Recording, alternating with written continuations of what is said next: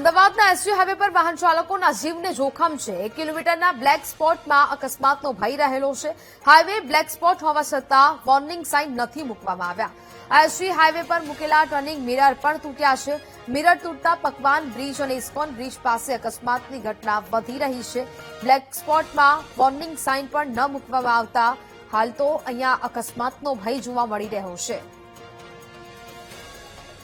Gujarat road safety authority દ્વારા અમદાવાદ શહેરમાં 33 જેટલા બ્લેક સ્પોટ જાહેર કરવામાં આવ્યા છે, જેમાં અમદાવાદના એસજી હાઈવે ઉપર ઇસ્કોન 4 રસ્તા અને પકવાન જંકશનનો પણ સમાવેશ થાય છે કે જ્યાં બ્લેક સ્પોટ છે। તમે જે રીતના દ્રશ્યો જોઈ રહ્યા છો, અમદાવાદ શહેરના એસજી હાઈવે ઉપર જે મૂકેલા આ જે મિરરના દ્રશ્યો છે કે અમદાવાદના એસજી હાઈવે ઉપર જે મિરર મૂકવામાં આવ્યા છે તે મિરર સંપૂર્ણપણે તૂટી ગયા છે, જેના કારણે અકસ્માત થાય છે। વાત કરવામાં આવે તો આંકડાઓની તો ઇસ્કોન રોડ ઉપર લગભગ 11 જેટલા અને પકવાન જંકશન રોડ ઉપર 14 જેટલા અકસ્માત થયા છે અને આ અકસ્માત સ્પીડના કારણે નહીં પરંતુ જોખમી વળાંકના કારણે થઈ રહ્યા છે। જોખમી વળાંક માટે સુરક્ષિત વળાંક માટે આ એસજી હાઈવે ઉપર આજે મિરર મૂકવામાં આવ્યા છે, પરંતુ મિરરની પરિસ્થિતિ એટલી ખરાબ છે કે તૂટી ગયા છે, જેના કારણે વાહન ચાલકોને પાછળ જોવાનો વારો આવે છે અને અકસ્માત સર્જાય છે। આ અકસ્માતના કારણે અનેક લોકોના મૃત્યુ પણ નિપજ્યા છે। ત્યારે ગુજરાત રોડ સેફટી ઓથોરિટી દ્વારા બ્લેક સ્પોટ તો જાહેર કરી દેવામાં આવ્યા, પરંતુ હાઈવે ઓથોરિટી